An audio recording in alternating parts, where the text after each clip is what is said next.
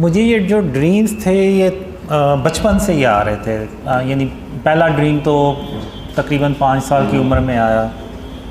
फिर उसके बाद जब मैं 10-11 साल का हुआ तो फिर मुझे भी शौक़ हुआ कि मैं ख़ातमुन नबीयीन हज़रत मोहम्मद सल्लल्लाहु अलैहि वसल्लम उनकी ज़ियारत हो मुझे। तो उसमें फिर मैंने काफ़ी दरूद शरीफ भी पढ़ी और काफ़ी अल्लाह से दुआ भी की, लेकिन मुझे कोई ऐसा ड्रीम नहीं आया। तो फिर मैंने छोड़ दिया। तो लेकिन उसके कोई तकरीबन आप कह लें जब मैं 13 साल का हुआ फिर तो उसमें मैंने पहली बार अल्लाह और मोहम्मद सल्लल्लाहु अलैहि वसल्लम को अपनी ख्वाब में देखा। तो वो ड्रीम मैंने पहले शेयर किया ही हुआ है। वो क्रिकेट का एक मैदान होता है, उसमें और भी मेरे हम उम्र बच्चे जो होते हैं मेरी एज के, वो हम सब क्रिकेट खेल रहे होते हैं। तो अल्लाह मोहम्मद सल्लल्लाहु अलैहि वसल्लम से पूछता है कि आपने इन बच्चों में से जो सा बच्चा चुनना है तो आप उसको चुन के तो मुझे बता दें। तो फिर हज़रत मोहम्मद सल्लल्लाहु अलैहि वसल्लम सारे बच्चों को देखते हैं और आखिर में मेरी तरफ देखते हैं और मुझे ऐसे उंगली से इशारा करके कहते हैं कि या अल्लाह मैंने इस बच्चे को चुना। तो फिर अल्लाह कहता है कि अच्छा ठीक है, अब आए यहाँ से चलते हैं। तो वो दोनों चले जाते हैं, लेकिन मैं वहाँ पे खड़ा सोचता रहता हूँ कि आखिर ख़ातमुन नबीयीन मोहम्मद सल्लल्लाहु अलैहि वसल्लम ने मुझे ही क्यों चुना। यहाँ पे मुझसे अच्छे भी बच्चे थे, लेकिन उनमें से किसी को क्यों ना चुना। तो वो ड्रीम वहीं ख़त्म हो जाता है। तो उसके बाद ये ड्रीम्स आते हैं, थोड़े बहुत आते हैं। कभी बारिश हो रही है, कभी मेरे पीछे कोई पड़ा हुआ है और मैं अल्लाह मुझे उससे बचा लेता है। तो वो मुझे बाद में पता चलता है कि वो एक्चुअली में दज्जाल था। तो फिर जब मैं 17 साल का होता हूँ तो ये जो ड्रीम्स का जो सिलसिला है ना, ये कंटिन्यू होता है। यानी ये चलता है। तो उस वक़्त से ये चला हुआ और ये आज तक मुझे जो ड्रीम्स है ना वो आते हैं। यानी मैं अगर मैं सोया हुआ ना, कोई 15-20 मिनट के लिए भी मैं सोता हूँ तो मुझे कोई ना कोई ड्रीम आ ही जाता है छोटा मोटा। तो ये जो सिलसिला है ना वो आज तक ऐसे ही चल रहा है। और इसमें ख़ातमुन नबीयीन हज़रत मोहम्मद सल्लल्लाहु अलैहि वसल्लम और अल्लाह इन्हीं ड्रीम में से कुछ ड्रीम्स होते हैं उनमें फिर वो आते हैं, और कुछ ड्रीम्स होते हैं जो उनमें नहीं आते लेकिन वो यानी आगे चल के फिर सच्चे होते हैं। तो मैं यही समझता रहा कि जो अल्लाह के जो वादे हैं, एक ड्रीम था जिसमें अल्लाह ने पहली बार मुझसे बात की, उसी में अल्लाह ने उन वादों का ज़िक्र किया था। वो ड्रीम मुझे आया था 94 में। तो उसमें अल्लाह कहता है कि कासिम, जो वादे मैंने तेरे साथ किए हैं मैं उनको पूरा कर दूंगा, और अगर मैं अपने वादे ना पूरे कर सका तो मैं तमाम जहानों का बादशाह नहीं हूँ। तो ये जो अल्लाह के वर्ड थे वो आज भी मुझे हूबहू वैसे ही याद है। तो अब मैं यहाँ पे ये समझता रहा कि अल्लाह के वादे बस ये हैं कि मुझे एक लड़की भी थी जो ड्रीम्स में आती थी। तो मुझे बस यही रहा था कि अल्लाह के वादे ये हैं कि मेरी उससे शादी हो जाएगी और हैप्पी एंडिंग हो जाएगी बस। तो मेरा कभी दूसरी तरफ ध्यान ही नहीं गया कि जो ड्रीम्स अल्लाह ने मुझे क़यामत से रिलेटेड दिखाए हैं, जिसमें आप कह लें मेजर साइंस ऑफ क़यामा,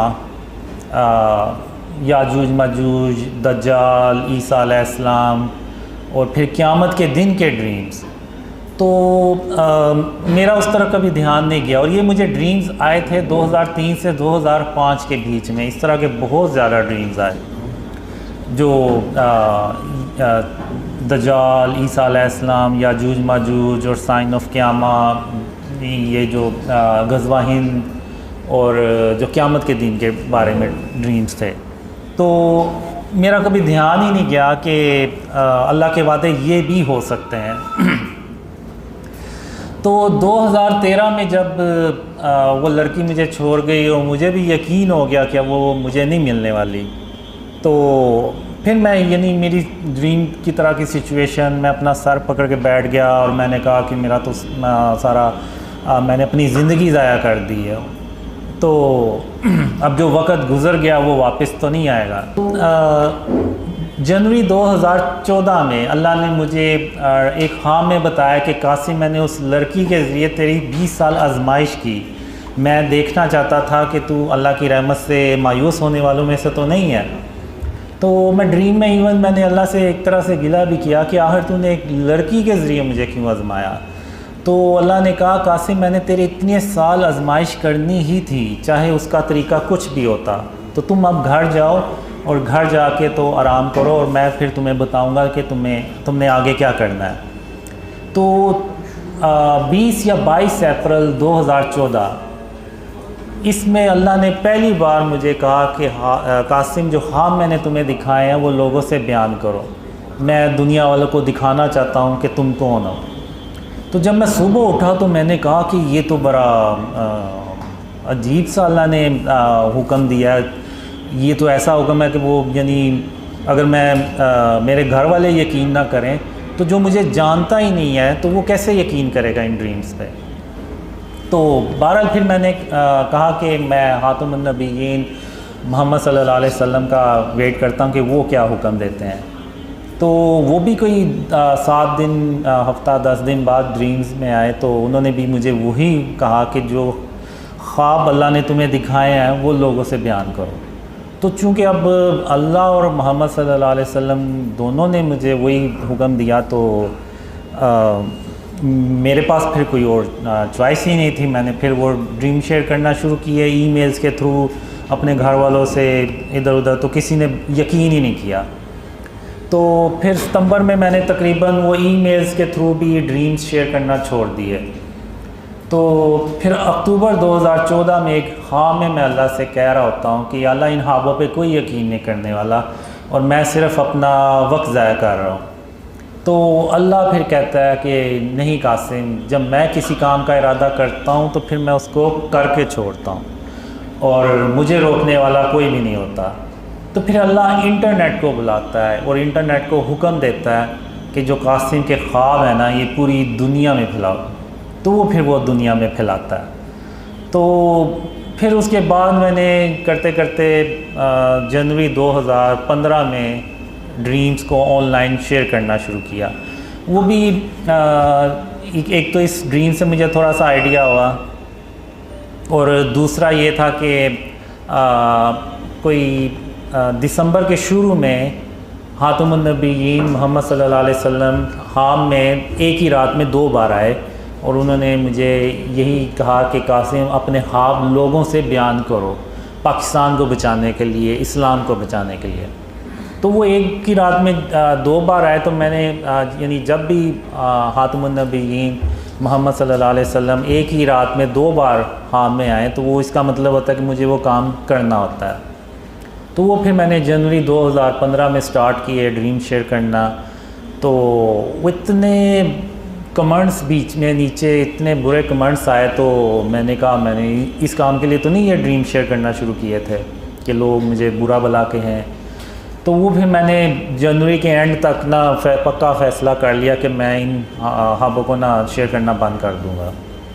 तो फिर 8 फरवरी 2015 उसमें ड्रीम में खातमुन नबीयीन मोहम्मद सल्लल्लाहु अलैहि वसल्लम आए और उनकी आवाज़ जो थी ना वो बहुत ही अफसरदा थी कि ऐसे जैसे अगर मैंने ये काम छोड़ दिया तो वो उनके लिए यानी बहुत बड़ा मसला हो जाएगा। तो उन्होंने फिर मुझे कहा कि कासिम, अल्लाह की रहमत से मायूस नहीं हुआ करते और तुम इस काम को मत छोड़ो और इसको करते रहो और अल्लाह तुम्हारी मदद कर रहा है और तुम अपनी मंजिल के बहुत करीब हो। तो मैं जब सुबह उठा तो मैंने कहा कि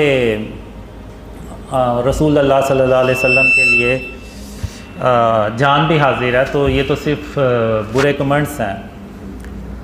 तो फिर मैंने कंटिन्यू किया उसको काम को, लेकिन फिर भी दिल में था मेरे कि लोग क्या कहेंगे, यानी इस तरह से क्योंकि वो कमेंट्स बहुत ही बुरे होते थे, यानी अभी भी बुरे ही करते हैं कमेंट्स। तो फिर मार्च 2015 में अल्लाह ने एक खाम में कहा, यानी उसमें एक अल्लाह मुझे कहते हैं कि कासिम इन अंधेरों में कब तक पड़े रहोगे, बाहर निकलो और उस जगह को तलाश करो जो मेरी रहमतों और बरकतों से भरी पड़ी है। तो मैं बड़ा खुश होता हूँ कि अल्लाह मुझे इन अंधेरों से बाहर निकालने आया है। तो जब मैं बाहर जाता हूँ अपने घर से तो वहाँ पे मैं देखता हूँ 8-10 कोई भूखे शेर भरे साइज़ के वो घूम रहे होते हैं। तो मैं डर के अंदर भागता हूँ, मैं कहता हूँ कि ये तो मुझे वैसे ही कच्चा खा जाएंगे। तो मैंने फिर अंदर आके अल्लाह से भी कहा। तो इसी दौरान वो फिर 3 कुत्ते होते हैं वो जो खिड़की से अटैक करने लगते हैं, लेकिन वो फेंस लगी होती है तो वो वहीं से टकरा के तो पीछे हो जाते हैं। तो फिर मैं कहता हूँ अल्लाह से कि या अल्लाह तेरे सामने इन्होंने मेरे ऊपर हमला किया और तू मुझे ये कह रहा है कि वो शेर मुझे कुछ नहीं कहेंगे। तो फिर अल्लाह है उनको मार देता है और फिर अल्लाह मुझे कहता है कि कासिम या तो वो काम करो जिसका मैंने तुम्हें हुक्म दिया या फिर इन अंधेरों में हमेशा हमेशा के लिए पड़े रहो और तुम मेरा यकीन करो, मैं तुम्हारी हिफाजत करूँगा और तुम्हें तुम्हारी मंजिल तक बाहिफाजत पहुँचाऊँगा। तो ये कह के अल्लाह वहाँ से चला जाता है। अब मैं उधर दीवार पे नीचे बैठ के तो सर टांगों में दबा के तो सोचता रहता हूँ कि और कहता हूँ कि मैं इधर भी अगर रहूँगा तो मौत मुझे यहाँ भी आ जानी है, लेकिन जैसा कि अल्लाह मुझे कहता है कि वो मेरी हिफाजत करेगा तो मुझे अल्लाह पे भरोसा करना चाहिए और बाहर निकलना चाहिए। तो फिर मैं वो बाहर निकलता हूँ तो वो करते करते अल्लाह मुझे बचाते रहता है और मैं उस जगह पहुँच जाता हूँ। तो फिर अल्लाह मुझे कहता है कि कासिम क्या मैंने तुम्हें नहीं कहा था कि मैं तुम्हें तुम्हारी मंजिल तक बाहिफाजत पहुँचाऊँगा।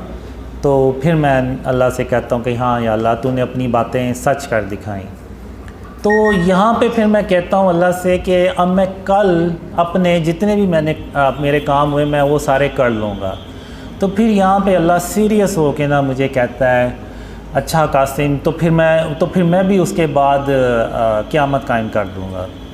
तो इस तरह के भी ड्रीम्स जो है ना काफ़ी मुझे आए जिसमें क़यामत का आखिरी दिन होता है और मैंने अपने काम करने होते हैं, लेकिन मैं हर ड्रीम में किसी न किसी वजह से अपने काम कंप्लीट नहीं कर पाता।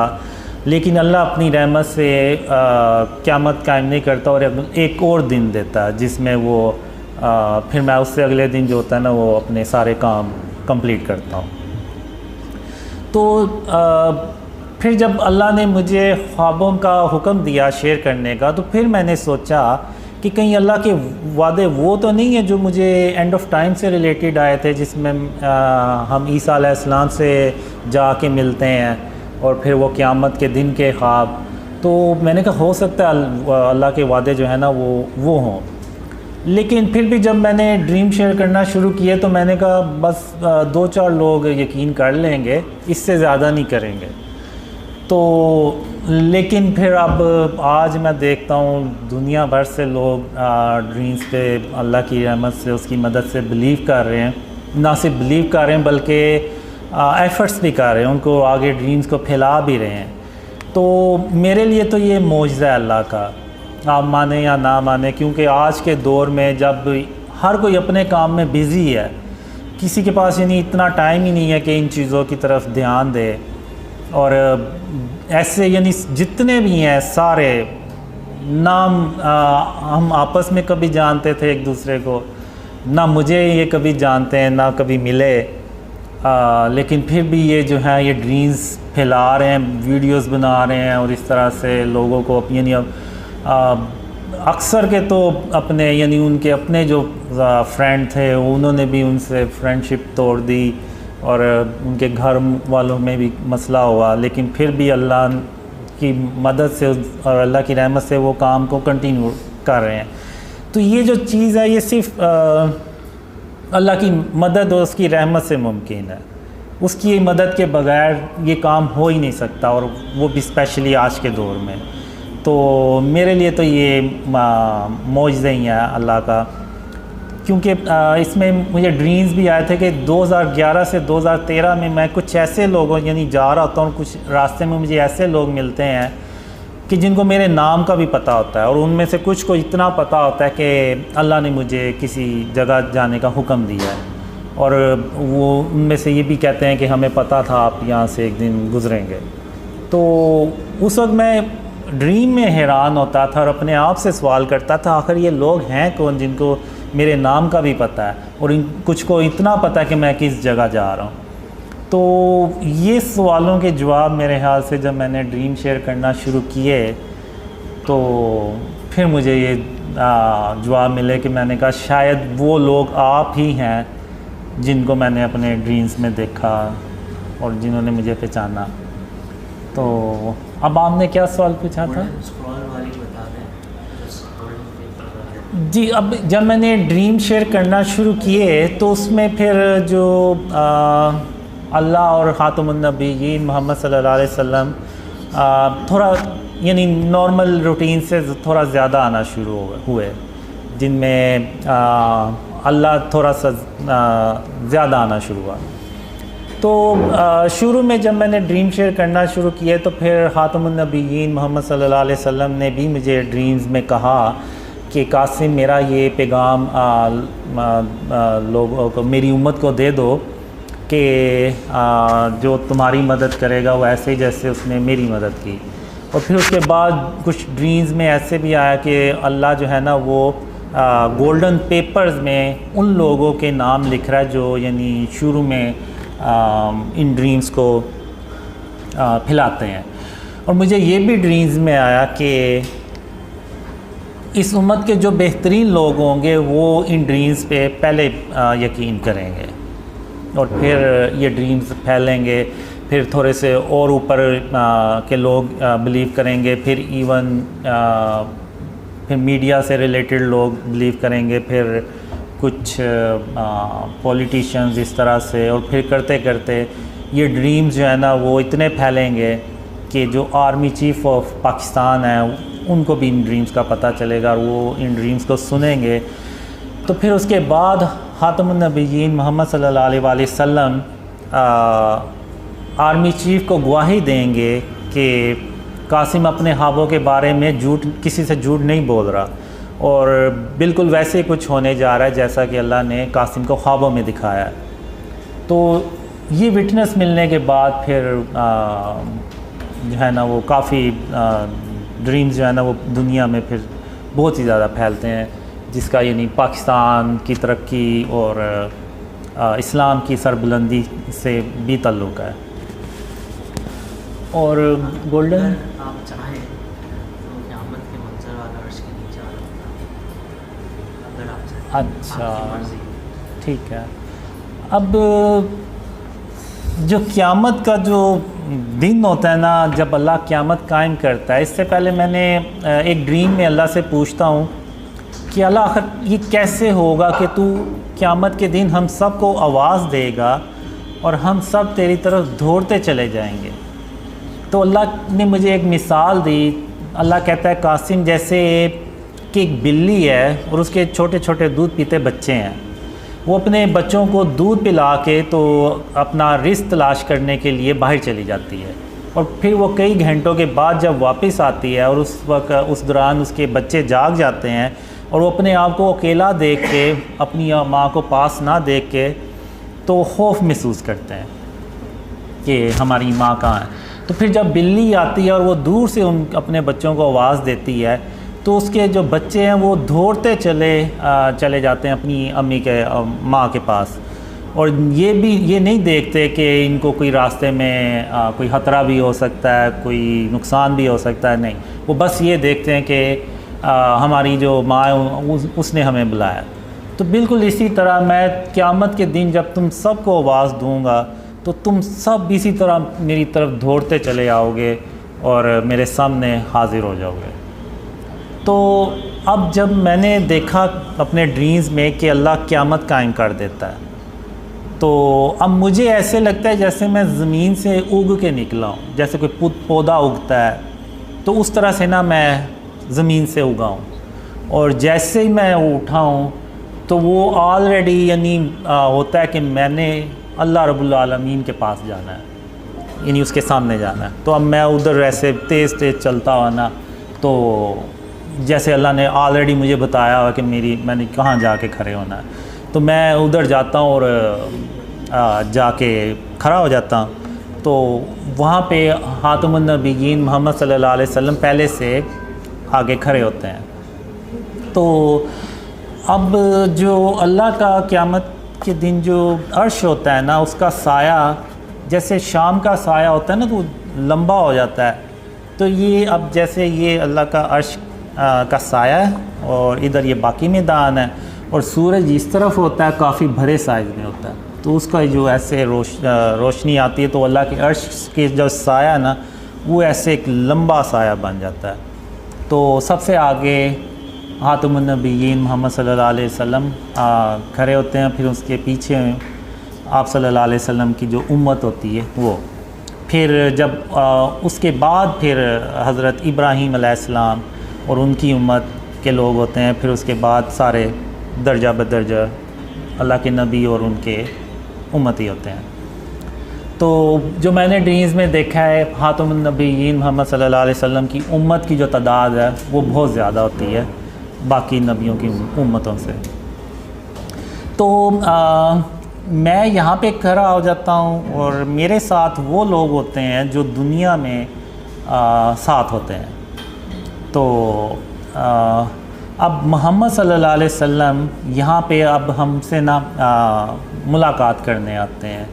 तो वो जितने भी लोग होते हैं वो सब हातिमुन नबिय्यीन मोहम्मद सल्लल्लाहु अलैहि वसल्लम उनसे इन पर्सन मिलते हैं, और वो कहते हैं कि आपने दुनिया में कासिम के साथ रहे और इस्लाम और यानी उस पर यानी उस जो ड्रीम्स आए थे उस वक्त मुझे, तो उस वक्त मुझे नहीं पता होता कि हमने ऐसा आखिर क्या काम किया है कि हातिमुन नबिय्यीन मोहम्मद सल्लल्लाहु अलैहि वसल्लम हमसे मिलने पहले आए हैं। तो बहरहाल उस वक्त तो मुझे नहीं समझ लगी, लेकिन आज अब तो समझ लगती है कि वो शायद इस्लाम की सरबुलंदी से मुतल्लिक ही काम होगा। तो हातिमुन नबिय्यीन मोहम्मद सल्लल्लाहु अलैहि वसल्लम फिर हमें कहते हैं कि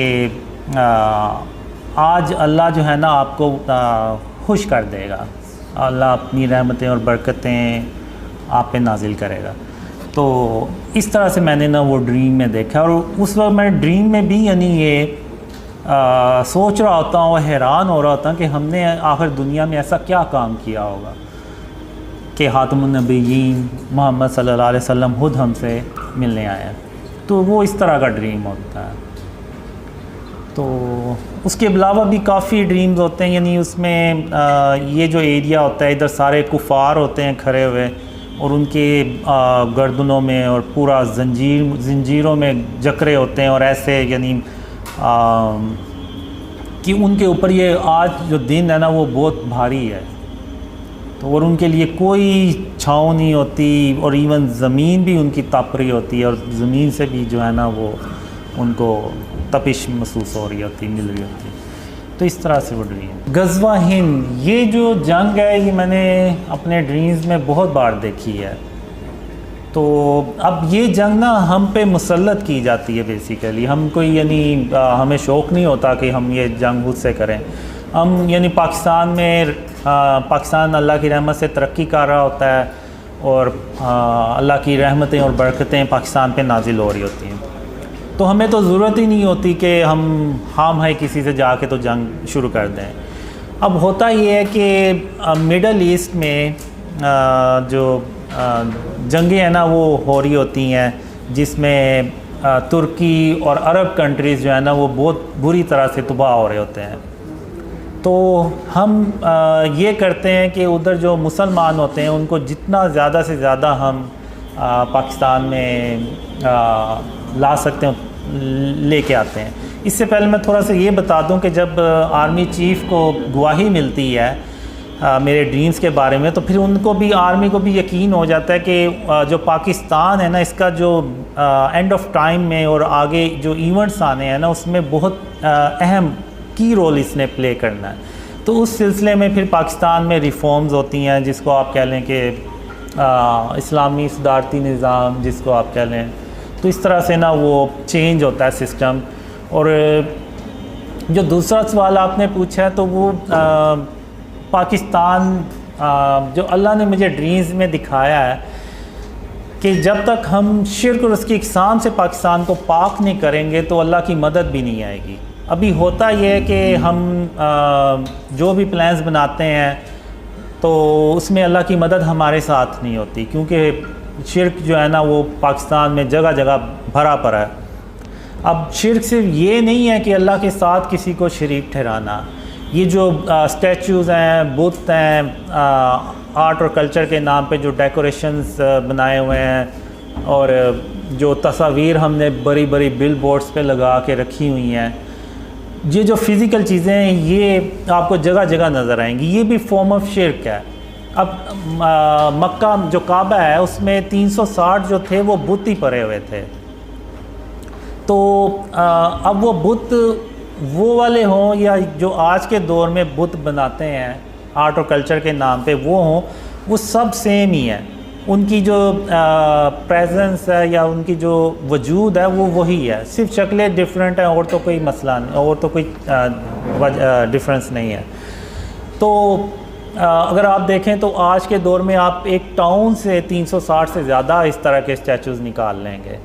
तो ये जो चीज़ें हैं ना ये सब फॉर्म ऑफ शिर्क में आती हैं। अब इब्राहीम अलैहिस्सलाम ने बुतों को तोड़ा, अब नौज़बिल्ला उन्होंने कोई उसको करना तो नहीं था लेकिन उन्होंने फिर भी तोड़ा, क्योंकि वो अल्लाह का हुक्म था और उन्होंने उस सरज़मीन को शिर्क से पाक करना था। तो वो तभी होता है जब वो बुत तोड़े जाए, बुत ख़त्म किए जाएं और तस्वीरें ख़त्म की जाएं। अब मैं यहाँ पे ये नहीं कह रहा कि लोग बाहर निकलें और तोड़ दें, ये हुकूमत का काम है और वही करे ये काम तो बेहतर है और उसे ही करना चाहिए, और वही कानून बनाएं कि इस तरह जो भी अपने दुकानों में स्टैचूज़ रखेगा या गैर ज़रूरी तस्वीरें लगाएगा तो उसको फ़ाइन होगा या जो भी।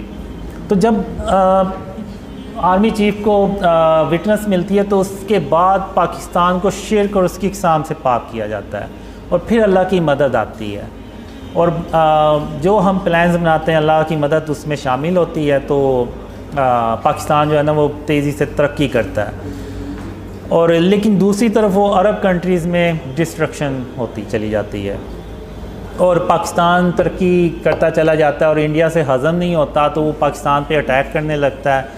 तो उस वक़्त अल्लाह फिर 3000 काले रंग के जंगी जहाज़ भेजता है, और उन जंगी जहाज़ों को देख के तो इंडिया की अकेला पाकिस्तान पे अटैक करने की हिम्मत ही नहीं पड़ती। तो चूँकि अब पाकिस्तान तरक्की कर रहा होता है तो जो दुनिया के बाकी के मुल्क होते हैं ना उनको भी ये फ़ियर आना शुरू हो जाता है कि अगर हमने पाकिस्तान को ना रोका तो ये कल को हमारे ऊपर हुकूमत करेगा। तो चूँकि वो अरब कंट्री में ऑलरेडी डिस्ट्रक्शन कर रहे होते हैं तो वो फिर इंडिया के साथ मिल के तो एक बहुत बड़ी जंग पाकिस्तान पे मुसल्लत करते हैं, तो जिसको कि वो गज़वा हिंद कहा जाता है। जो मैंने ड्रीम्स में देखा है वो शायद 100 झंडे 100 मुल्क हों जो सारे मिल के ना तो पाकिस्तान के ख़िलाफ़ हो जाते हैं। तो अब इस दौरान पाकिस्तान की जो आबादी है वो भी ज़्यादा होती है, क्योंकि लोगों को पता चलता जाता है कि ये एंड ऑफ टाइम और इस तरह से गज़वा हिंद का वक्त आ रहा है। तो लेकिन इसके बावजूद लोगों में ना वो कुछ मुसलमान जो पाकिस्तान में होते हैं उनमें फ़ियर भी होता है कि पता नहीं पाकिस्तान बचेगा भी या नहीं, क्योंकि वो दुश्मन ही इतनी बड़ी तादाद में होते हैं। तो लेकिन अल्लाह जो है वो पाकिस्तान की मदद करता है, और इस जंग में ख़ातमुन नबिय्यीन मोहम्मद सल्लल्लाहु अलैहि वसल्लम खुद फ़िज़िकल शिरकत भी करते हैं और वो उस जंग में मौजूद होते हैं। लेकिन वो जो सरबराह होता है उसके इल्म में होता है, या कुछ जो लोग होते हैं करीबी उनको पता होता है कि ख़ातमुन नबिय्यीन मोहम्मद सल्लल्लाहु अलैहि वसल्लम भी इस जंग में शरीक हैं। तो अब जो मैंने ड्रीम्स में देखा है कि पाकिस्तान का 10% से ज़्यादा जो है ना वो नुकसान नहीं होना चाहिए इस जंग में, और फिर जब जंग शुरू होती है तो अल्लाह मदद करता है और पाकिस्तान जो है ना वो हिंदुस्तान को ना डिफ़ीट कर देता है। और जो मैंने ड्रीम्स में देखा है वो इतनी ज़्यादा तबाही होती है कि उसमें तकरीबन 80 करोड़ लोग जो है ना वो मारे जाते हैं, जिसमें बहुत ज़्यादा तादाद हिंदुस्तान उनकी होती है। तो उसके बाद मैं देखता हूँ तो जो औरतें, बच्चे और बुज़ुर्ग जो है ना, वो बहुत बड़ी करोड़ों की तादाद में बच जाते हैं। और हम उस जंग में भी ख़ातमुन नबिय्यीन मोहम्मद सल्लल्लाहु अलैहि वसल्लम के जो बनाए हुए असूल हैं जो जंगों में, वही हम उसको भी अपनाते हैं। और किसी यानी बच्चों को और बुज़ुर्गों को, औरतों को नहीं मारते। तो वो बच जाते हैं। तो वो फिर पाकिस्तान को पैगाम देते हैं कि या तो आप हमें भी मार दें या फिर आप हमें अपनी पनाह में ले लें। तो सब फिर हुकूमत ऐलान करती है कि आप दो मर्दों को 2-2, 3-3, 4-4 शादियाँ करें और उन औरतों को पनाह दें। तो उसके बाद फिर मिडल ईस्ट में पाकिस्तान जाता है काले रंग के जंगी जहाज़ लेके, और वहाँ पे रशिया और अमेरिका को शिकस्त देता है और पाकिस्तान अकेला जो है ना वो सुपर पावर बन जाता है। तो उसमें जो मैंने ड्रीम्स में देखा है कि जो हम यूरोप में जाने लगते हैं तो वो पहले ही हाथ खड़े कर देते हैं और वो जंग नहीं करते। वो कहते हैं आए आप और हम पे हुकूमत कर लें, इस तरह का कोई सीन होता है। और फिर पाकिस्तान जो है वो पूरी दुनिया में जब ख़ातमुन नबिय्यीन मोहम्मद सल्लल्लाहु अलैहि वसल्लम का सच्चा इस्लाम फैलाता है तो पूरी दुनिया अमन से भर जाती है। लेकिन इसका जो स्टार्ट है ना वो पाकिस्तान से होगा। तो इस तरह से मैंने ये देखा है कि दुनिया कैसे अमन से भरती है। फिर उसके चंद साल बाद दज्जाल जो है वो बाहर आ जाता है। फिर दज्जाल से एक बहुत बड़ी जंग होती है जिसमें तकरीबन 2 से 2.5 अरब लोग मारे जाते हैं। उनमें ज़्यादातर तादाद मुसलमानों की होती है। तो फिर उसके बाद दज्जाल के बाद फिर ईसा अलैहिस्सलाम आते हैं। फिर जो मैंने ड्रीम्स में देखा है कि अल्लाह मुझे ना, जब दज्जाल आता है ना तो कुछ लोग होते हैं, उनको अल्लाह कहता है कि इनको ले पहाड़ में ले जाके ना तो छुपा दो। अब वो एक पहाड़ होता है, उसके अंदर वो सारा तराशा होता है, अंदर पूरी एक बिल्डिंग सी बनी होती है, सब कुछ, सारी सहूलतें होती हैं, अंदर रहने के लिए सारा फूड का इंतज़ाम होता है और वो वहाँ पे रहते हैं। और मैं उनसे कहता हूँ कि जब तक मैं ना हूँ आप लोगों ने इधर ही रहना है।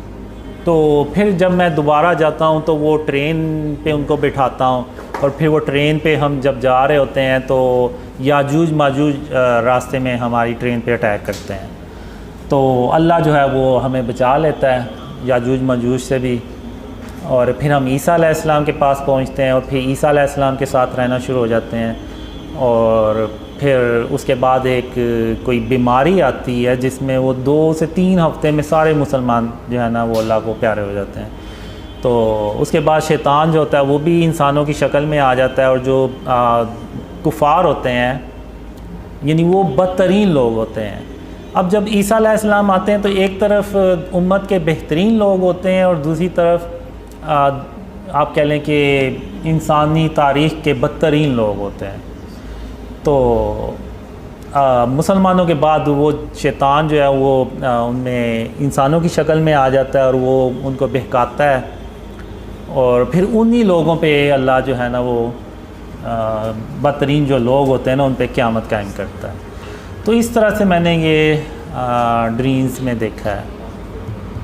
अब जो रीसेंट ड्रीम है वो मैंने 3 दिन पहले देखा था, वो भी काले रंग के जंगी जहाज़ों के बारे में था। तो उसमें ये होता है कि पाकिस्तान में यानी तब्दीली आ चुकी होती है और पाकिस्तान तरक्की करने लगता है। तो उसमें वो फिर 3 काले रंग के जंगी जहाज़ आते हैं और उनमें से एक जंगी जहाज़ इंडिया में जाता है अटैक करने। यानी हम चाहते हैं कि यानी शुरू में ही इंडिया को प्रेशराइज़ किया जाए और इन ख्वाबों का फ़ायदा उठाते हुए। तो एक जंगी जहाज़ जाता है लेकिन इंडिया अलर्ट हो जाता है और वो काफ़ी यानी जहाज़ अपने भी उड़ाता है। तो वो जंगी जहाज़ जो है वो ऐसे हवा में खड़ा भी हो जाता है, रुक भी जाता है और फिर वो वेट करता रहता है। चूँकि वो जहाज़ ज़्यादा होते हैं तो वो फिर वापस आ जाता है।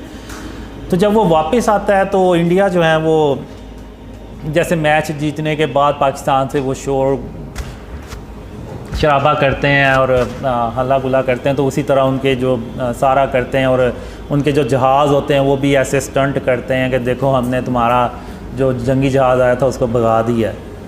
तो लेकिन वो जो जंगी जहाज़ है ना वो ऐसे वापस आके ना तो ऐसे नीचे बहुत नीचे परवाज़ करता है।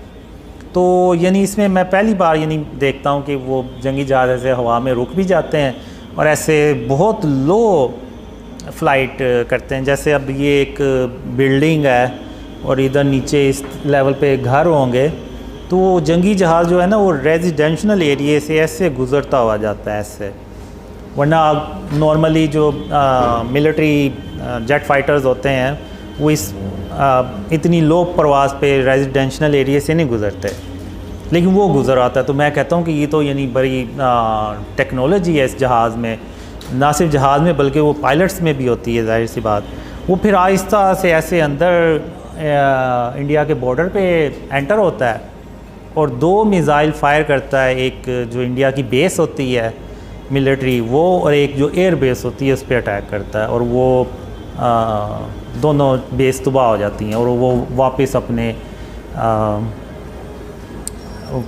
वापस पाकिस्तान आ जाता है और उनको इंडिया को पता भी नहीं चलता कि कोई आया है और अटैक करके चला गया। तो वो इरफान भाई ने बताया कि जब वो जहाज़ बहुत ही लो फ्लाइट पे जा रहा तो इवन वो रेडार्स जो है ना वो भी डिटेक्ट नहीं कर पाते। तो इवन जब वो हाइट पे भी होता है तो वो बेसिकली उनके रेडार डिटेक्ट नहीं कर पाते कि जहाज़ किस जगह पे, बस उन्हें एक सिग्नल्स आ रहे होते हैं कि हमारी टेरिटरी में कोई दुश्मन का कोई डिवाइस या कोई जहाज़ इस तरह से आया, लेकिन कहाँ पे है वो नहीं पता चलता उनको। तो इस तरह से वो फिर वापस आता है और फिर वो जो ब्लैक जेट फाइटर्स के पायलट्स होते हैं वो आते हैं, तो वो हम उनसे बात कर रहे होते हैं, तो वो ड्रीम वहीं ख़त्म हो जाता है। तो ये लेटेस्ट ड्रीम ये है। रिसेंटली ड्रीम्स आते हैं, इमरान खान के बारे में भी आए, तो लेकिन एक चीज़ है कि जब तक इस मुल्क को शिर्क और इसकी इक़साम से पाक नहीं किया जाएगा ना, ये मुल्क नीचे चलता जाएगा। लोग मुझसे पूछते हैं तो मैं वो बस उसी बेस पे कहता हूँ कि जब तक हम शिर्क से इस मुल्क को पाक नहीं करेंगे तो अल्लाह की मदद भी नहीं आएगी। अल्लाह की मदद नहीं आएगी तो इसका मतलब है कि ये मुल्क मज़ीद नीचे चलता जाएगा। तो जो मुझे लग रहा है कि मैं कहना नहीं चाहता, लेकिन मुझे यही लग रहा है कि ये मुल्क में मज़ीद मसाइल पैदा होंगे, मज़ीद डॉलर्स का मसला होगा, इकोनॉमी का और पॉलिटिकल स्टेबिलिटी आ भी जाए तो कोई मुझे नहीं लग रहा कि कोई इकोनॉमी इसकी बेहतर होगी। तो जो नवाज शरीफ के बारे में जो ड्रीम्स थे उसमें वो आएंगे पाकिस्तान दोबारा वापस, लेकिन अल्लाह खैर करे। बस मैं ये कहूँगा कि अल्लाह पाकिस्तान की मदद करेगा इंशाअल्लाह। लेकिन ये है कि जैसे जैसे वो ड्रीम्स फैलेंगे तो लोगों में जो शिर्क और उसकी इक़साम और उसकी अवेयरनेस है वो ज़्यादा होगी, तो लोग अपने आप को बचाएंगे शिर्क से। एक कोशिश जो है ना, अगर वही हम स्टार्ट कर दें तो अल्लाह को वो कोशिश भी पसंद आ जाएगी। और मैंने जब आप देख लें बहुत से लोग मेरी बातें करते हैं, मेरी दाढ़ी नहीं है, मैं नमाज़ें भी नहीं पढ़ता, तो ये वो, तो अल्लाह ने मुझे बहुत ज़्यादा ड्रीम्स में बताया, कहा कि अल्लाह क़यामत के दिन सारे गुनाह बख्श देगा लेकिन शिर्क कभी माफ़ नहीं करेगा। लेकिन नौज़ुबिल्लाह इसका मतलब ये नहीं कि वो मैं ये कह रहा हूँ कि नमाज़ें नहीं पढ़नी चाहिए, दाढ़ी नहीं रखनी चाहिए। लेकिन अल्लाह ने मुझे ये भी कहा है ड्रीम में कि जो नमाज के बारे में सवाल है ना वो सिर्फ़ अल्लाह रब्बुल आलमीन किसी से कर सकता है, क्योंकि नमाज एक इंसान सिर्फ़ अल्लाह के लिए पढ़ता है। ये नहीं है कि किसी और के लिए पढ़ रहा है। तो वो जाहिर सी बात है जिसके लिए हम नमाज पढ़ते हैं वही अल्लाह जो है ना वो सवाल करने का हक़ भी रखता है। तो मुझे अल्लाह ने ड्रीम में यही कहा कि अल्लाह जो है ना वो ये अल्लाह ही पूछ सकता है किसी से कि वो नमाज़ पढ़ता है या नहीं। और अगर कोई तुम्हें ज़्यादा तंग करे, ज़्यादा कहे, तो उसको कहना कि जब अल्लाह मुझे तौफीक देगा तो मैं नमाज़ें भी पढ़ना शुरू कर दूँगा। तो इस तरह से अल्लाह ने मुझे ड्रीम में कहा। और अल्लाह ने मुझे बहुत ज़्यादा ड्रीम में ये कहा कि कासिम मैं तेरी सिर्फ़ इसलिए मदद कर रहा हूँ कि तूने अपने आप को शिर्क और उसकी इक़साम से बचाना शुरू कर दिया। यानी मैंने भी बचाना शुरू कर दिया। मैं मुकम्मल तौर पे मेरा भी नहीं है, अभी भी कोई ना कोई घर में मेरे कोई तस्वीर इस तरह से कोई पड़ी होगी, क्योंकि हम जो भी चीज़ खरीदते हैं उसमें अक्सर तो वो तस्वीरें होती हैं। तो बहुत ही मुश्किल है। शुरू में तो मैंने यही समझा शायद जब अल्लाह ने कहा तो कि सिखाया कि शिर्क की क्या इक़साम है, मैंने समझा कि शायद इतना मुश्किल नहीं होगा। लेकिन जब अल्लाह ने सिखाना शुरू किया शिर्क के बारे में तो मैंने कहा ये भी शिर्क है, वो भी शिर्क है, और फिर मैंने कहा कि ये तो हर तरफ शिर्क ही शिर्क है, तो हम तो सब शिर्क में ही रह रहे हैं। तो मैंने बहुत कोशिश करने के बाद क्या कहते हैं कि घर से सारा कुछ ख़त्म किया, लेकिन अभी भी जो भी हर रोज़ कोई ना कोई चीज़ आ भी जाती है। तो मैंने वो स्प्रे पेंट भी रखा हुआ है कि कोई चीज़ अगर ज़्यादा देर के लिए रहनी है तो उस पर वो उसके ऊपर तस्वीर है तो उसके ऊपर फिर मैं स्प्रे पेंट कर देता हूँ।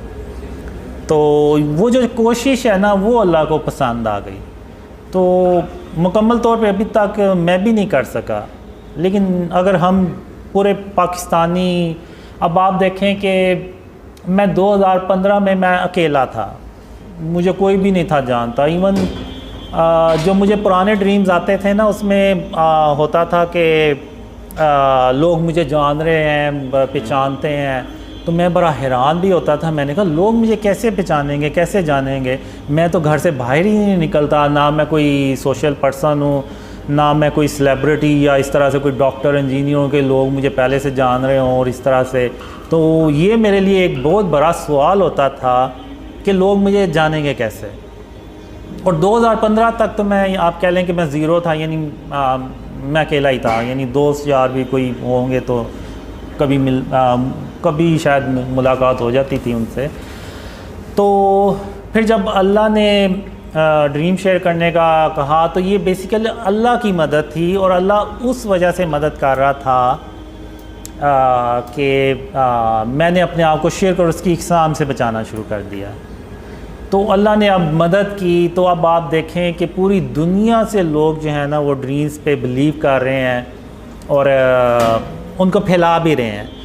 तो अगर अकेला एक बंदा अगर शिर्क और उसकी इक़साम से अपने आप को बचाए तो अल्लाह उसकी इतनी मदद करे कि वो दुनिया के लोग उसको उसकी मदद करना शुरू हो जाएं। तो अगर हम 22 करोड़ आबादी जो लोग हैं वो अगर हम सारे शिर्क और उसकी इक़साम से बचाना शुरू कर दें अपने आप को, तो फिर आप सोचें कि जो अल्लाह की मदद आएगी तो ये कौम सालों में भी नहीं शायद महीनों में ये ऊपर जाना शुरू हो जाए। तो मैं तो यही पैगाम दूंगा कि मेरी फ़िज़िकल अपीयरेंस पे ना जाएं, आप उस पैगाम पे जाएं कि अल्लाह ने मुझे कहा था एक ख्वाब में कि कासिम ये दुनिया इतनी शिर्क से भरी हुई कभी नहीं थी जितनी ये आज शिर्क से भरी हुई है। तो जब अल्लाह ने मुझे सिखाया, बताया कि शिर्क क्या है, तो वो हर जगह शिर्क ही शिर्क है। इवन हम जो मूवीज़ देखते हैं, ड्रामा देखते हैं, तो वो अल्लाह कहता है कि अल्लाह तमाम जहानों का परवरदिगार है, तमाम जहानों का रब है। तो वो जो फ़िल्म है वो भी एक जहान है, बेशक वो एक फ़ेक स्टोरी क्रिएट की गई है, लेकिन उसका भी परवरदिगार सिर्फ अल्लाह रब्बुल आलमीन ही हो सकता है। तो अब अगर हम इंडियन मूवीज़ देखें तो उसमें तो वो शुरुआत ही वो अपने बातिल हुदा से की तस्वीर से करते हैं, और अंदर भी वो दिखाते हैं कि जी वो बातिल हुदा ने उसकी मदद की हीरो की तो वो कामयाब हो गया, और वही स्टोरी फिर आगे हम शेयर करते हैं अपने दोस्तों से, यारों से। तो हम अगर दिल से नहीं माने लेकिन हम उस चीज़ को आगे बता तो रहे हैं ना, यानी हम किसी हद तक तो यकीन कर रहे हैं कि वो जो फ़िल्म थी उसकी स्टोरी सच्ची थी, नौज़ुबिल्लाह, यानी वो वाकई उसके बातिल हुदा ने उसकी मदद की और वो कामयाब हो गया। तो यानी वो उसकी बातिल हुदा की प्रेजेंस को हाँ इंडोर्स कर रहे हैं, तो ही तो वो आगे शेयर कर रहे हैं, वरना तो वो आगे शेयर ही ना करें। तो यानी ये शिर्क जो है ना वो इतना ज़्यादा हम मुसलमानों में पेनिट्रेट कर चुका है। अब वो ब्रदर सलाद थे अमेरिका से, वो गए हुए थे उम्रा करने, तो मैंने उनसे कहा कि आप देखें कि इस तरह की चीज़ें कि मस्जिदुल हराम में और मस्जिद नबवी में भी तो नहीं है। तो फिर उन्होंने वो देखा कि एक बंदा था, उसने शर्ट पहनी हुई थी, पीछे उसके पूरी शेर की तस्वीर बनी हुई थी। तो वो नमाज़ पढ़ने के लिए मस्जिद नबवी में बैठा हुआ है। तो ये अब एक हदीस है कि जहाँ पे तस्वीर होगी वहाँ अल्लाह की रहमत के फ़रिश्ते नहीं आएंगे। तो अब वो एक बंदे की वजह से वो अल्लाह की रहमत के जो फ़रिश्ते हैं वो बाकियों के लिए भी रुक गए। तो अब एक वाक़या था, जंग थी, जब ख़ातमुन नबिय्यीन मोहम्मद सल्लल्लाहु अलैहि वसल्लम वापस आए अपने घर, तो उन्होंने खिड़की पे पर्दा देखा जिस पे वो चिड़िया का एक परिंदे का स्केच बना हुआ था। तो आप सल्लल्लाहु अलैहि वसल्लम ने उस पर्दे को गुस्से से उतार के तो फेंक दिया और हज़रत आयशा रज़ी ताला अन्हा से कहा कि दोबारा इस तरह की चीज़ मेरे घर ना आए। तो वो एक सिर्फ स्केच था, तो उन्होंने उस पर्दे को भी गुस्से से उतार के फेंक दिया। तो जो स्टैचूज़ हैं और ये सारा ये तो बहुत बड़ी बातें हैं। तो हमें जो है ना वो अपने आप को शिर्क और उसकी इक़साम से हर हाल में बचाना चाहिए। एक सवाल है तरफ से, वो कह रहे हैं कि when is the right time to come to Pakistan. ठीक है, सिस गोनिंग ये फरमानी, उन्होंने उनकी तरफ से सवाल आगे फॉरवर्ड किया। और दूसरी चीज़ है कि कोई आपको ख्वाब है दुखान के बारे में कि मोहम्मद हनीफ ने पूछा। दुहान धुआं की बड़ी निशानियों में से एक निशानी, 10 बड़ी निशानियों में से एक बड़ी निशानी ये है। धुआं तो नहीं, मैंने डस्ट स्टॉर्म देखा है। वो जो बिल्डिंग होती है फ़लस्तीन के इलाके में बनती है, वो जब उसके बेस में एक धमाका सा होता है और वो पूरी दुनिया अरब कंट्रीज़ में फैलता चला जाता है। इतनी ज़्यादा वो धुआं होता है कि वो सूरज की रोशनी भी ज़मीन पे नहीं पा रही होती। अब वल्लाह आलम ये शायद सिंबॉलिक हो, वर्ल्ड वार 3 को रिप्रेजेंट कर रही हो, वल्लाह आलम। और दूसरा right time,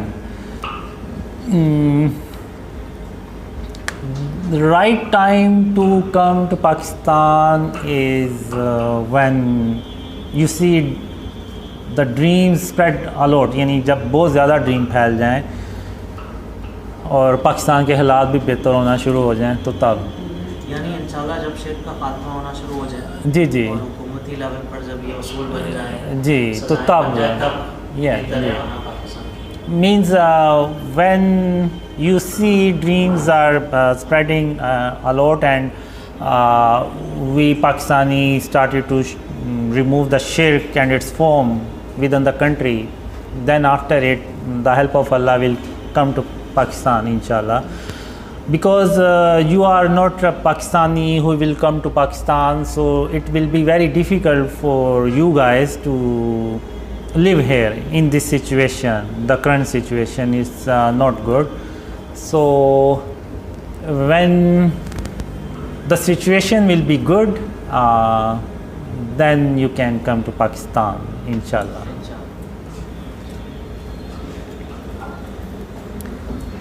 For the Zoom meeting, we were talking about shirk and its form, and I shared my story, how dreams started to come and how Allah helped us, and we talk about Ghazwa Hind, and we talk about current situation, and I shared our latest dream about black jet fighters, which is Brother Talha already translated. So inshallah I will try to share that dream inshallah. ठीक है ज़ीशान, पहला सवाल आप पूछ लें। कासिम भाई अभी ना। अस्सलाम वालेकुम कासिम भाई। वालेकुम सलाम। कासिम भाई, मेरा ये सवाल है आपसे, जैसा कि आपने कहा कि आपने ड्रीम देखा था जिसमें आर्मी चीफ को आप सल्लल्लाहु अलैहि वसल्लम ख्वाब में आते हैं और फिर उसके बाद वो आपसे मुलाकात होती है और आपने अपने ड्रीम्स का बताते हैं। मेरा सवाल ये है यहाँ पे कि क्या आपके फादर में कोई स्ट्रेटजी बताई गई है शिर्क के अलावा भी कि किस तरह कैसे, मतलब कौन से स्टेप पहले लिए जाएंगे, कौन से स्टेप बाद में लिए जाएंगे पाकिस्तान में रिफॉर्म्स करने के हवाले से? बहुत शुक्रिया। अस्सलाम वालेकुम सलाम। जो आर्मी चीफ को जब विटनेस मिल जाती है तो फिर आर्मी जो होती है ना वो ये यकीन कर लेती है कि पाकिस्तान को आने वाले इवेंट्स में एक बहुत बड़ी रिस्पॉन्सिबिलिटी प्ले करनी है, और उसके लिए जाहिर सी बात है जब तक पाकिस्तान की इकोनॉमी स्टेबल नहीं होगी, मुल्क तरक्की नहीं करेगा तो ये चीज़ें भी नहीं होंगी। इवन एक ड्रीम में मुझे ये भी आया था कि पाकिस्तान आर्मी को अपनी जो तादाद है वो डबल कर लेनी चाहिए ताकि वो आने वाले इवेंट्स को इजीली हैंडल कर सके। तो इसके बारे में शिर्क के अलावा जो मुझे बहुत ज़्यादा ड्रीम्स में आया है कि क्या करना चाहिए। पहले तो यानी जो ड्रीम्स में आया कि वो ये है कि जो निचला तबका है, जो गरीब तबका है, उसको हमने खुशहाल बनाना है। जब नीचे वाली लेवल पे खुशहाली आएगी तो उसका जो असर है ना वो ऊपर तक जाएगा।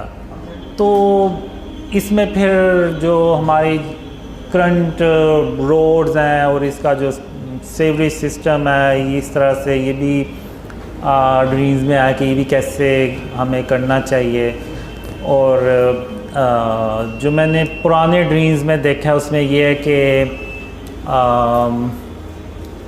हम एक ऐसा सिस्टम लेके आते हैं इकोनॉमी का कि जो इवन यूरोप के, अमेरिका के जो कंट्रीज़ हैं ना वो भी सरप्राइज होते हैं कि ये कैसा सिस्टम लेके आए। इवन हेल्थ का सिस्टम जो मैंने ड्रीम्स में देखा है कि वो हम एक टावर्स लगाते हैं, जैसे अभी आप देखें ना तो टावर्स लगे हुए हैं मोबाइल नेटवर्क के, तो वो जो टावर्स होते हैं ना वो लोगों को स्कैन करते हैं कि इनमें कोई बीमारी तो नहीं डेवलप हो रही कि उनको पता ना चल रहा हो।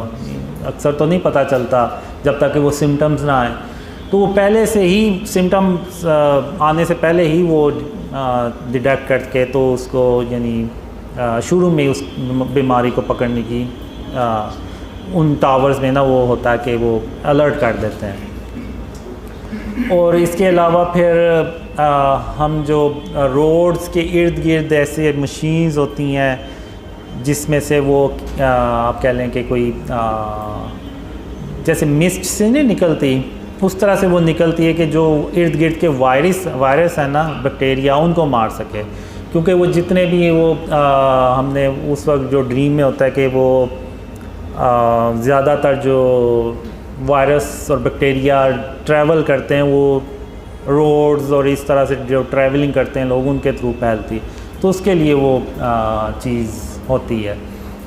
तो इस तरह से ड्रीम्स में आया। और फिर इतना मैंने देखा है कि पाकिस्तान में इतनी खुशहाली आती है कि कोई यानी आपको गरीब नहीं मिलता कि कोई जिसको कोई ज़रूरत हो खाने की या इस तरह से, तो इतनी यानी अल्लाह की रहमतें और बरकतें देखी हैं।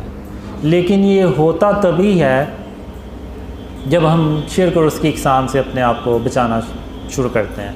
क्योंकि एक सूरह सबा में अल्लाह ने एक कौम का ज़िक्र किया हुआ है जो हर तरह से खुशहाल थी और उसमें कोई बुराई नहीं थी, सारे यानी नेकूकार लोग थे, उनमें कोई भी बुराई नहीं थी।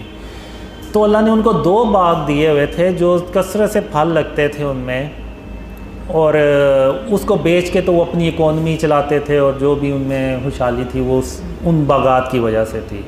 लेकिन आहिस्ता आहिस्ता उन लोगों ने ये कहना शुरू कर दिया कि ये जो बाग है ना ये हम मेहनत करते हैं तो ये फल लेके आते हैं। तो अल्लाह ने उन फलों को ना मुर्दा कर दिया। और फिर अल्लाह ने उस कौम से सवाल किया कि अब भी तो तुम उतनी ही मेहनत करते हो जितनी पहले करते थे, तो अब ये ऐसे फल क्यों नहीं लगते जिनको तुम बेच सकते हो या तुम खा सकते हो। तो यानी बात करने का मतलब ये है कि जब तक हम यानी उन्होंने भी एक तरह से ना अल्लाह से तवक्कल हटा के तो अपने बाजुओं अपनी मेहनत पे ले आए कि यानी ये भी एक फॉर्म ऑफ शिर्क किया कि अल्लाह के अलावा किसी और पे तवक्कल कर लेना। तो जब तक हम शिर्क और उसकी इक़साम से अपने आप को नहीं ना बचाएंगे तो आप भूल जाएं कि अल्लाह मदद करेगा। तो यही मैं कहूँगा। I think when dreams spread a lot means a lot of people believes on the dreams, like all are gathering here, then I think if someone want to come, then we can also is able to help them. So without local support, it will be very difficult for you guys to settle in Pakistan. But now the situation is about the dream spreading is by the mercy of Allah is a lot. So there is people who believes on the dreams in Pakistan, but still I will say wait a little more. So more people believes on the dreams, the more will be easy for you who want to come early. It will be more easy for them to settle in Pakistan because they will have more support.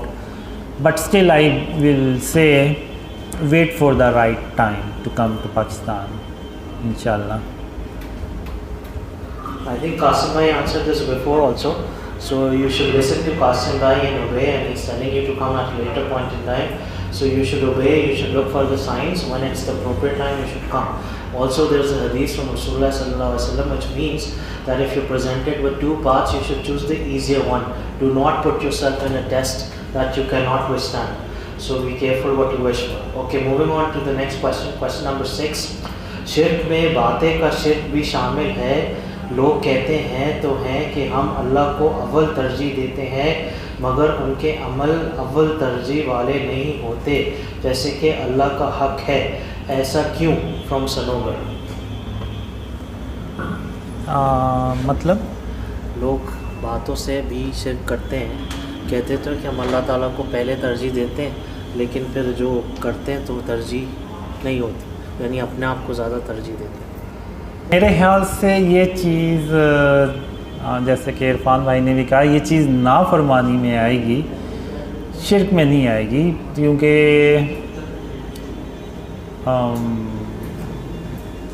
शिर्क तो वो है कि जो यानी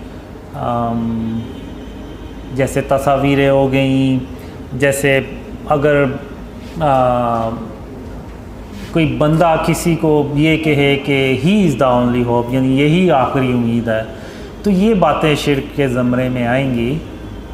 इस तरह की बातें हमें नहीं करनी चाहिए, क्योंकि हम इंसान हैं, तो इंसान गाफिल भी हो जाता है, लेकिन उसकी नीयत ये नहीं होती कि वो नौज़बिल्ला यानी शिर्क करे। अब जैसे मैं भी हूँ सुस्त और लेज़ी किस्म का, तो अब मैं भी बाज़ बातों में करता हूँगा, और जैसे मैं भी सो जाता हूँ, तो इस तरह से अज़ान हो रही है, नमाज़ नहीं पढ़ रहा, तो ये चीज़ें नाफरमानी में तो आएंगी, जैसे इरफान भाई ने भी कहा, लेकिन ये शिर्क के ज़मरे में नहीं आएंगी। शिर्क के ज़मरे में वो बातें आएंगी कि जैसे गरूर, तकब्बुर हो गया, और किसी के बारे में कह देना कि वो वही आखिरी उम्मीद है, तो ये चीज़ें शिर्क के ज़मरे में आती हैं। जैसे मुझे एक ड्रीम में अल्लाह ने कहा कि जब तुम चला करो तो अकड़ के मत चला करो, बल्कि आजिज़ी से चला करो और अपने सर को झुका के चला करो। फिर एक यानी उसके बाद फिर मैंने अपने आजिज़ी से चलना शुरू कर दिया, इवन सर को भी झुका के चलना शुरू कर दिया। तो यानी किसी ने कहा कि तू क्या गर्दन नीचे करके तो चलता रहता है। तो फिर एक दूसरे ड्रीम में हातिमुन नबिय्यीन मोहम्मद सल्लल्लाहु अलैहि वसल्लम ने मुझे कहा कि कासिम तुम इस नियत से सर को झुका के चला करो कि अगर मैं यानी इंसान ना होता और मुझे दुनिया के काम ना करने होते, तो मैं हर वक्त अल्लाह के आगे सजदे में रहता। तो इस नियत से तुम सर को झुका के चला करो। तो इसका मतलब ये नहीं है कि वो में नाफरमानी में ही आएगी ये चीज़ें, क्योंकि इंसान बहुत ही कमज़ोर पैदा किया गया। इवन मैं भी खुद भी अभी तो है नहीं, उस वक्त जब मैं अल्लाह की वादों का इंतज़ार करता रहता था तो मुझे भी दिल में आता था पता नहीं अल्लाह के वादे कभी पूरे होने भी हैं या नहीं। फिर एक ड्रीम भी आया मुझे जिसमें अल्लाह सारे अपने वादे मुझसे किए हुए पूरे करता भी है, और अल्लाह मुझे कहता भी है कि कासिम अब तुम्हें कोई मुझसे गिला शिकवा तो नहीं है, मैंने सारे अपने वादे पूरे कर दिए हैं। तो फिर मैं अल्लाह से कहता हूँ कि या अल्लाह बस मुझे एक शख्स को कत्ल करने की इजाज़त दे दे। तो अल्लाह जो होता है ना वो बड़ा तेज़ी से मेरी तरफ आता है। अब ये नहीं कि अल्लाह को नहीं पता कि मैंने किसको करना है, लेकिन अल्लाह को पता होता है, तो वो अल्लाह बड़ा तेज़ी से मेरी तरफ आता है और मुझे कहता है कासिम क्या बात है, तुम किसको कत्ल करना चाहते हो। तो मैं अल्लाह से कहता हूँ कि अल्लाह मैं अपने आप को कत्ल करना चाहता हूँ कि मैं तेरे वादों के बारे में हमेशा शक में पड़ा रहा। तो अल्लाह आगे से कहता है कासिम मैंने इंसान को बहुत ही कमज़ोर पैदा किया है, तो तुम ये उल्टी बातें सोचना छोड़ दो और आओ अब मैं तुम्हें घर छोड़ देता हूँ। तो इंसान को अल्लाह ने ना बहुत कमज़ोर पैदा किया है। तो अब ये चीज़ें नाफरमानी में आ सकती हैं लेकिन शिर्क में नहीं, क्योंकि अल्लाह ने इंसान को ना कमज़ोर पैदा किया, इंसान बड़ा कमज़ोर है। अच्छा भाई अगला सवाल है, Does Mohammed Qasim have any plan to visit any other country right now? Will he come to Indonesia this year from Gone? I always wish that I will be like you guys. Seriously, when I see you guys, I always wish, what if Allah make me like you guys, so I can go out and meet other people in different cities, in different countries. But Allah make me like this. So I have a plan to visit other countries, to visit other cities, but I am lazy and I am lazy, very lazy. So let's see when Allah fulfill these desires. Inshallah I will visit Indonesia, Malaysia, Bangladesh, other countries. Inshallah. USA भी ना?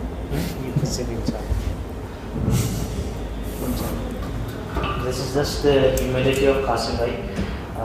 Actually इनकी वालदा भी बीमार रहती हैं, so because Qasim bhai's mother is ill and she needs attention, and Qasim bhai is the only one with her right now. So I think that is one of the reasons that Qasim bhai is not traveling, or maybe he's seen some dreams that he's not sharing with us. So maybe because of that reason. Question number 8. Have brother Qasim seen any dream about Tabut Sakina, Mohammed Shiraz? ताबूत सकीना पर आपने कोई ख्वाब देखा है? क्या ताबूत सकीना? ताबूत सकीना इंग्लिश में पूछा किसी ने? उर्दू में भी यही कहते हैं। मोहम्मद शिराज।